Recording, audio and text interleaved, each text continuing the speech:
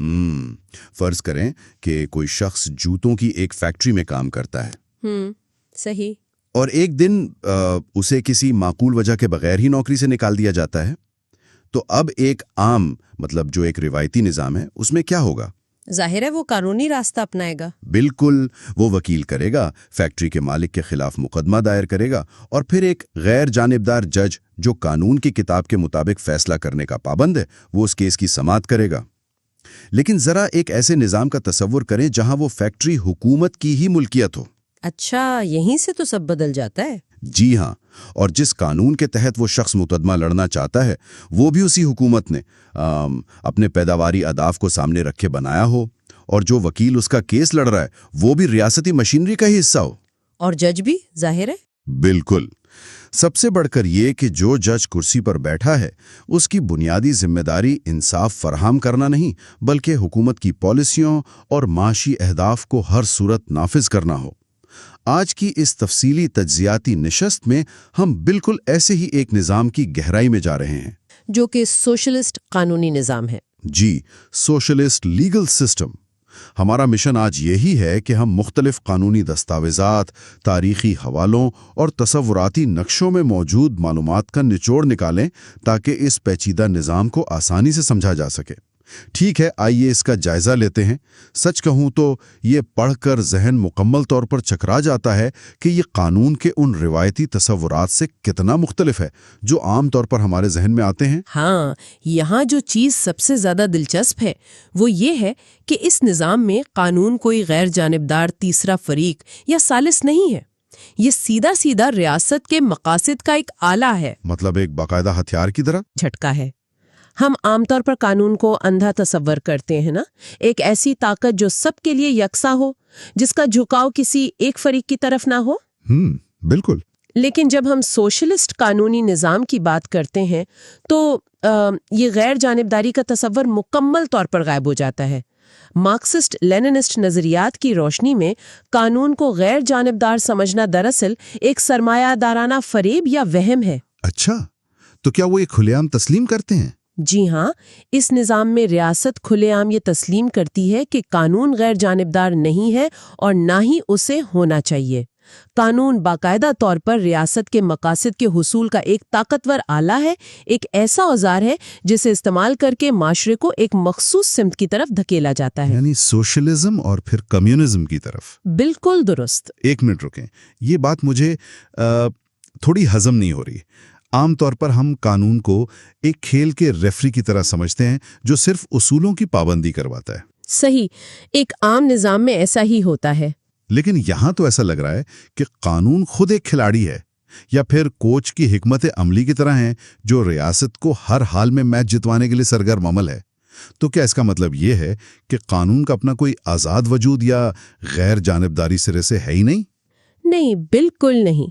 उसे समझने के लिए हमें उस नज़रिए की बुनियाद मतलब मार्क्सिस्ट फिलॉसफी में जाना होगा। उस नज़रिए के मुताबिक देखें, किसी भी माशरे की असल बुनियाद उसकी मईशत और पैदावारी ज़राए होते हैं। माशी मकासद। जी, और बाकी हर चीज़, चाहे वो मज़हब हो, कल्चर हो या फिर कानून, वो महज एक बालाई ढांचा है जिसे वो सुपर स्ट्रक्चर कहते हैं। इसे एक इमारत की तरह समझें। अच्छा, इमारत की बुनियाद मईशत है और कानून उस इमारत की छत या दीवारें हैं। अब छत का अपना कोई आज़ाद वजूद तो नहीं होता ना। जाहिर है वो तो बुनियाद पर खड़ी होती है। वो तो सिर्फ इसलिए बनाई जाती है ताकि बुनियाद को सहारा दिया जा सके और इमारत को कायम रखा जा सके। लिहाजा सोशलिस्ट निज़ाम में कानून साजी का वाहिद मकसद इस माशी बुनियाद को मुस्तहकम करना है। वाह, ये तो बहुत ज़बरदस्त तशबीह है। यानी अगर मईशत की बुनियाद बदलनी है तो कानून का बालाई ढांचा उस तब्दीली को नाफिज करने का काम करेगा। लेकिन इस सब में अदालतों और जजों का क्या किरदार रह जाता है? अगर मैं किसी आम अदालत में जाऊं तो जज से ये तवक्को की जाती है कि वो आज़ाद होगा। यहाँ जजों को आज़ाद और खुद मुख्तार मुनसिफ मानने के बजाय उन्हें हुकूमती और सियासी पार्टी की पॉलिसियों को आगे बढ़ाने वाली मशीनरी का हिस्सा करार दिया जाता है। इस्तिलाही ज़बान में उन्हें ट्रांसमिशन बेल्ट्स कहा जाता है। ट्रांसमिशन बेल्ट्स मतलब जैसे किसी मशीन में एक बेल्ट का काम इंजन की ताकत को आगे पहियों तक मुंतकिल करना होता है। बिल्कुल वैसे ही यहाँ जज का काम कम्युनिस्ट पार्टी के फैसलों और रियासती पॉलिसियों को निचली सतह तक पहुंचाना और लागू करना है। वो अपनी मर्जी नहीं कर सकते। जिसमें किसी इनफरादी हक को रियासती मुफाद पर तरजीह दी जाए। लेकिन क्या इससे मुकम्मल अफरा तफरी नहीं फैलती? मेरा मतलब है, अगर कोई जज महज एक ट्रांसमिशन बेल्ट है तो फिर किसी आम शहरी को झूठे इल्जाम या रियासती जुल्म से कौन बचाएगा? ये एक बहुत अहम और मंतकी सवाल है। क्या उस निज़ाम को इनफरादी इंसाफ की कोई परवाह ही नहीं? बात दरअसल ये है कि सोशलिस्ट निज़ाम में इंसाफ की तारीफ ही बदल दी जाती है। वो जिस इंसाफ की बात करते हैं वो इनफरादी नौयत का नहीं होता बल्कि तबकाती और इज्तिमाई होता है। तबकाती इंसाफ? अच्छा। उनके नज़दीक सबसे बड़ा इंसाफ ये है कि मुआशरे से माशी इस्तेहसाल का खात्मा हो और सोशलिज्म कायम हो। अगर इस बड़े मकसद को हासिल करने के लिए किसी फर्द के नाम निहाद हुकूक को दबाना भी पड़े तो उसे नाइंसाफी नहीं बल्कि इनकलाब की ज़रूरत समझा जाता है। ये तो जहन को यकसर बदल देने वाला तस्वुर है। और चूंकि हम बार बार मईशत और तबकाती इंसाफ की बात कर रहे हैं तो इन दस्तावेजात को पढ़कर यह साफ जाहिर होता है कि इस निज़ाम का सबसे पहला और बड़ा हदफ मुल्कियत का निज़ाम होता है। जी बिल्कुल। और यहाँ आकर सूरत हाल वाकई दिलचस्प हो जाती है। हम देखते हैं कि इस निज़ाम में निजी मुल्कियत यानी प्राइवेट प्रॉपर्टी को तकरीबन मुकम्मल तौर पर ख़त्म कर दिया जाता है। लेकिन यहाँ मेरी एक उलझन पैदा होती है। वो क्या? अगर हर चीज रियासत की है तो रोजमर्रा के कारोबार और इनफरादी तरक्की का क्या मकसद रह जाता है? एक आम फैक्ट्री या जमीन का असल मालिक कौन होता है फिर? निजी मुल्कियत का खात्मा सोशलिस्ट कानूनी निज़ाम का शायद सबसे अमली और नुमाया पहलू है। ज़राए से ये बहुत बिल्कुल वाज़े होती है कि इस निज़ाम में पैदावार के ज़राए को मुकम्मल तौर पर कौमी तहवील में ले लिया जाता है, जिसे हम नेशनलाइजेशन कहते हैं। मतलब कुछ भी प्राइवेट नहीं रहता? जी, कोई भी ऐसी चीज जिससे दौलत कमाई जा सकती हो, जैसे कारखाने, बैंक, बड़ी जमीनें, ट्रांसपोर्ट के निज़ाम, वो किसी फर्द की मिल्कियत नहीं रह सकती। निजी मिल्कियत को ख़त्म करके उसकी जगह रियासत या फिर इज्तिमाई तंजीमों की मिल्कियत कायम की जाती है। इज्तिमाई तंजीमें यानी कोऑपरेटिव्स? बिल्कुल। तो क्या कोई भी चीज जाती नहीं होती? क्या इंसान अपने कपड़ों या अपनी गाड़ी का भी मालिक नहीं होता? नहीं, यहाँ एक बारीक फर्क समझना जरूरी है। अच्छा। सोशलिस्ट कानून निजी मुल्कियत यानी प्राइवेट प्रॉपर्टी और जाती मुल्कियत यानी पर्सनल प्रॉपर्टी के दरमियान फर्क करता है। जाती इस्तेमाल की चीजें जैसे आपकी कमीज, आपका फर्नीचर या आपकी कमाई हुई तनख्वाह, वो आपकी जाती मिल्कियत है। हाँ, समझ गया। लेकिन आप उस तनख्वाह से कोई ऐसी मशीन नहीं खरीद सकते जिसे लगाकर आप दूसरे लोगों को नौकरी पर रखें और उनकी मेहनत से मुनाफा कमाएं, क्योंकि पैदावारी ज़राए सिर्फ रियासत की मुल्कियत हो सकते हैं। ये फर्क वाकई दिलचस्प है। यानी मैं एक सिलाई मशीन खरीद कर अपने कपड़े तो सी सकता हूँ, लेकिन मैं 10 सिलाई मशीनें खरीद कर कपड़े बनाने की फैक्ट्री नहीं लगा सकता। बिल्कुल, क्योंकि वो फैक्ट्री एक पैदावारी जरिया बन जाएगी। लेकिन जब पूरी की पूरी माइशत रियासत के कंट्रोल में आ जाती है तो इसका मजदूरों पर क्या असर पड़ता है? जिन दस्तावेजात का हमने जायजा लिया उनमें एक ऐसी बात थी जिसने मुझे शशतर कर दिया। आप मजदूरों के कवानीन की बात कर रहे हैं? जी हाँ, हम आम तौर पर समझते हैं कि लेबर लॉज या मजदूरों के कवानीन इनफरादी हुकूक या हड़ताल करने के हक के गिर्द घूमते हैं। लेकिन सोशलिस्ट निज़ाम में हड़ताल करने को गैर कानूनी क्यों समझा जाता है? ये तो मजदूरों की ही रियासत है ना, तो मजदूरों को हड़ताल का हक क्यों नहीं? ये इस निज़ाम का एक और इंतहाई दिलचस्प तजाद है जो आम जहन को हैरान कर देता है। इसके पीछे नजरिया ये है कि चूंकि प्राइवेट फैक्ट्री मालकान को खत्म कर दिया गया है और तमाम फैक्ट्रियां रियासत की मिल्कियत है, हाँ। और रियासत बजाते खुद नुमाइंदगी ही मजदूर तबके की कर रही है, तो मंतकी तौर पर फैक्ट्री का मालिक खुद मजदूर है। वाह, तो मतलब अगर मजदूर हड़ताल करता है तो वो किसके खिलाफ कर रहा है? रियासत के नजरिए के मुताबिक वो अपने ही खिलाफ हड़ताल कर रहा है। इसलिए रियासत के खिलाफ हड़ताल करने का तसव्वुर ही बेमानी और गैर कानूनी समझा जाता है। क्या बात है। लेबर कवानीन का बुनियादी मकसद मजदूरों को तहफ़्फ़ुज़ फराहम करने से ज्यादा ये यकीनी बनाना होता है कि रियासत के मुकर्रर करदा इज्तिमाई मुआशी अहदाफ और पैदावारी कोटे हर सूरत पूरे हों। یعنی چونکہ کاغذوں میں ریاست مزدور کی ہے، اس لیے مزدور کا ریاست سے شکایت کرنا ایسا ہی ہے جیسے خود سے شکایت کرنا۔ یہ ایک ایسی لاجواب کلا بازی ہے جو پورے قانون کا رخ موڑ دیتی ہے۔ بالکل۔ لیکن دیکھیں، جب تمام جائیداد اور معیشت ریاست کے مکمل کنٹرول میں آ گئی ہیں اور ریاست کو ہم ایک بہت بڑی کارپوریشن سمجھ لیں، تو اگلا منطقی سوال یہ پیدا ہوتا ہے کہ خود ریاست کو کون کنٹرول کرتا ہے؟ اس کارپوریشن کا بورڈ آف ڈائریکٹرز کون ہے؟ اس وسیع اور عریض ریاستی مشینری کو چلانے والا واحد board of directors communist party ہوتی ہے۔ اس نظام میں آئینی طور پر ایک ہی سیاسی پارٹی کی بالادستی کو تسلیم کیا جاتا ہے۔ صرف ایک پارٹی؟ جی، ریاست کے تمام کلیدی عہدوں پر، چاہے وہ انتظامیہ ہو، عدلیہ ہو یا فوج، پارٹی کے ہی وفادار لوگ بٹھائے جاتے ہیں۔ تو اگر کسی عام شہری کو اس بورڈ آف ڈائریکٹرز یعنی کمیونسٹ پارٹی کے کسی فیصلے سے اختلاف ہے تو اس کے پاس شکایت کے لیے کیا راستہ ہے؟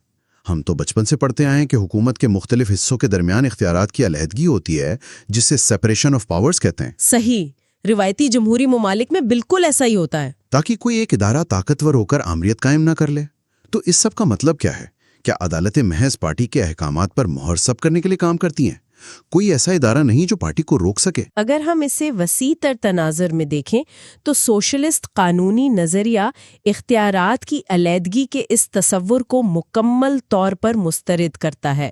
ان کا سوال یہ ہوتا ہے کہ جب ریاست ایک ہی طبقے یعنی محنت کشوں کی نمائندہ ہے اور سب کا مقصد ایک ہی ہے، تو پھر طاقت کو مختلف اداروں میں تقسیم کر کے ایک دوسرے کے مد مقابل کیوں کھڑا کیا جائے؟ وہ طاقت کی تقسیم کو ہی غلط مانتے ہیں۔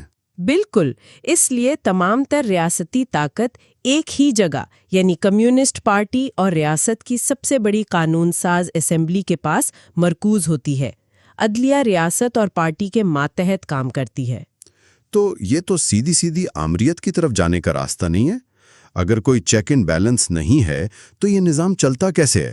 کوئی تو طریقہ ہوگا جس سے اتنی بڑے نظام کو منظم رکھا جاتا ہو۔ بالکل، اور اس کو منظم رکھنے کے لیے ایک نیا تصور متعارف کرایا گیا جسے جمہوری مرکزیت یا ڈیموکریٹک سینٹرلزم کہا جاتا ہے۔ یہ اس پورے عدالتی اور سیاسی ڈھانچے کی جان ہے۔ اس جمہوری مرکزیت کو ذرا آسان الفاظ میں سمجھائیں، یہ کام کیسے کرتی ہے؟ فرض کریں کہ ایک بہت اہم قومی فیصلہ ہونا ہے۔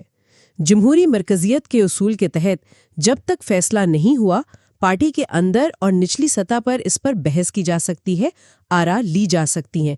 یہ اس کا جمہوری پہلو ہے۔ اچھا، بحث کی اجازت ہے؟ لیکن جیسے ہی پارٹی کی اعلیٰ قیادت یا سینٹرل کمیٹی کوئی فیصلہ کر لیتی ہے تو بحث فوراً ختم ہو جاتی ہے۔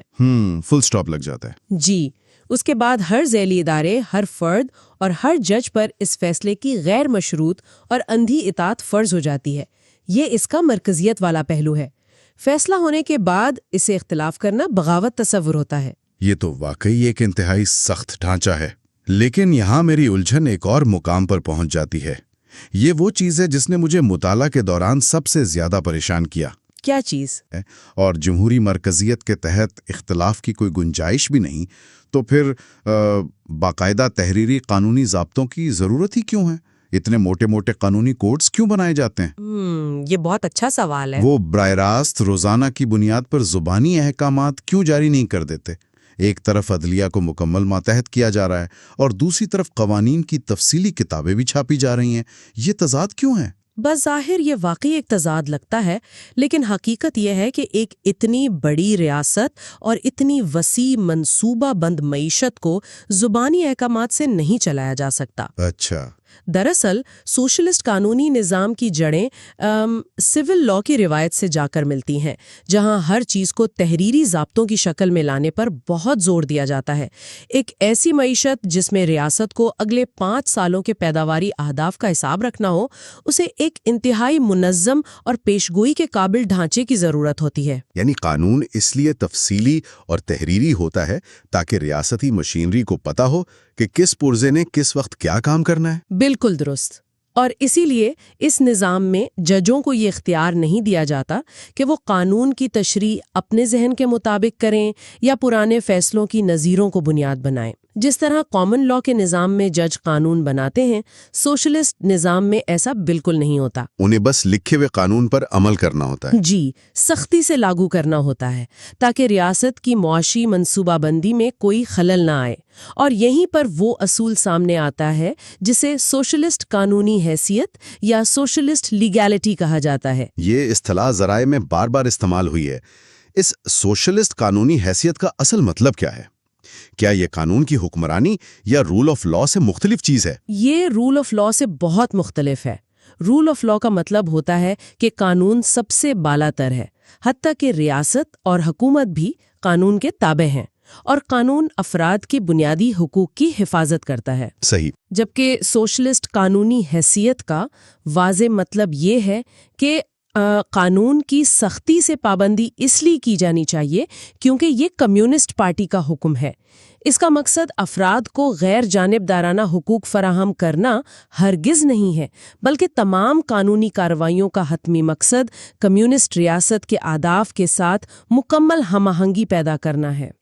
तो हम ये कह सकते हैं कि ये कानून की हुक्मरानी यानी रूल ऑफ लॉ नहीं है, बल्कि ये दरअसल रूल बाय लॉ है, जहां कानून बजाते खुद मकसद नहीं बल्कि हुक्मरानी करने और समाज को कंट्रोल करने का महज एक औजार है। बिल्कुल, ये कानून के जरिए हुक्मरानी का एक बेऐब नमूना है, और इस रूल बाय लॉ को यकीनी बनाने के लिए एक बहुत ताकतवर इदारा कायम किया जाता है, जिसका जिक्र दस्तावेजात में तफसील से मौजूद है, और वो है प्रोक्यूरेसी।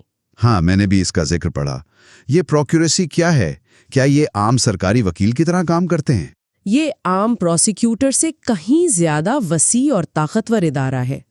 आम प्रोसिक्यूटर का काम सिर्फ मुजरमों को अदालत में पेश करना होता है, लेकिन प्रोक्यूरेसी एक तरह से पूरी रियासत का निगरान या वॉचडॉग है। अच्छा, पूरी रियासत का निगरान? जी, इसका काम सिर्फ जराइम पर नजर रखना नहीं, बल्कि ये देखना भी है कि क्या तमाम सरकारी महकमे, फैक्ट्रियां और इदारे पार्टी की पॉलिसियों के मुताबिक काम कर रहे हैं या नहीं। लेकिन याद रहे, इस निगरानी का मकसद शहरियों के इनफरादी हकूक का तहफ़्फ़ुज़ करना हरगिज़ नहीं है, बल्कि रियासती मशीनरी को करप्शन या बगावत से बचाना है। जबरदस्त। इस गुफ्तगू से तो वाकई दिमाग के कई दरीचे खुलें। अगर हम आज ज़ीरे बहस आने वाली तमाम अहम मालूमात का खुलासा पेश करें ताकि सुनने वालों के लिए तमाम पहलू एक दूसरे से जुड़ जाएं। जी ज़रूर। तो हमने देखा कि किस तरह इस नज़रिए की शुरुआत उस सोच से होती है कि कानून गैर जानिबदार नहीं हो सकता, बल्कि ये मईशत की बुनियाद पर खड़ा एक हथियार है जो रियासत के मकासद को पूरा करता है, और फिर उस हथियार का सबसे बड़ा वार निजी मुल्कियत पर किया जाता है, जिससे तमाम पैदावारी ज़राए रियासत के कंट्रोल में आ जाते हैं। बिल्कुल। और जाहिर है, जब मईशत पर मुकम्मल कंट्रोल कायम हो जाए तो उसके लिए एक वाहिद पार्टी की बालादस्ती नागुज़ीर हो जाती है, जिसे जमहूरी मरकजियत के जरिए नाफिज किया जाता है। और आखिर में इस तमाम तर ताकत को एक मुस्तहकम शक्ल देने के लिए सोशलिस्ट कानूनी हैसियत का सहारा लिया जाता है। हर चीज़ बिल्कुल एक दूसरे से मंतकी तौर पर जुड़ी हुई है, इसमें कोई शक नहीं। और पेचीदा कानूनी और तारीखी निज़ामों का ये तफसीली मुताला हमें आज के दौर में मालूमात के शोर शराबे से निकालकर सोचने के नए ज़ाविये और गहरी बसीरत फराहम करता है। सोशलिस्ट कानूनी निज़ाम हमें ये सिखाता है कि कानून खला में वजूद नहीं रखता, बल्कि ये इस मुआशरे के मुआशी और नज़रियाती ढांचे का अक्कास होता है। बिल्कुल दुरुस्त। और इस तमाम गहरी गुफ्तगू के बाद इख्तिताम पर एक सवाल ऐसा है जो बेसाख्ता जहन में उभरता है। हमने तफसीली बहस की कि इस निज़ाम में कानून सिर्फ और सिर्फ रियासत के सियासी अहदाफ के हुसूल का एक हथियार है, लेकिन ज़रा तसव्वुर करें, क्या होता है जब किसी बड़े वाक़े के बाद रातों रात हुक्मरान पार्टी के अपने आदाब बदल जाएं? ये तो बहुत सोचने वाली बात है। जिस चीज़ को कल तक कानून का बुनियादी मकसद समझा जा रहा था, अगर आज वही पार्टी उसे गलत करार दे दे, तो क्या अगली सुबह अदालतों में इंसाफ की पूरी तारीफ भी रातों रात तब्दील हो जाएगी? यकीनन। अगर कानून का काम सिर्फ सियासत की पैरवी करना है, तो क्या उसका अपना कोई ऐसा वजूद है जो सियासत की इन तेज हवाओं के सामने खड़ा रह सके? ये वो सवाल है जो इंसान को बहुत कुछ सोचने पर मजबूर कर देता है। खैर, हमारी इस तफसीली तज्जियाती नशिस्त का बाकायदा इख्तिताम यहीं होता है। इसके हिस्सा बनने के लिए बहुत शुक्रिया।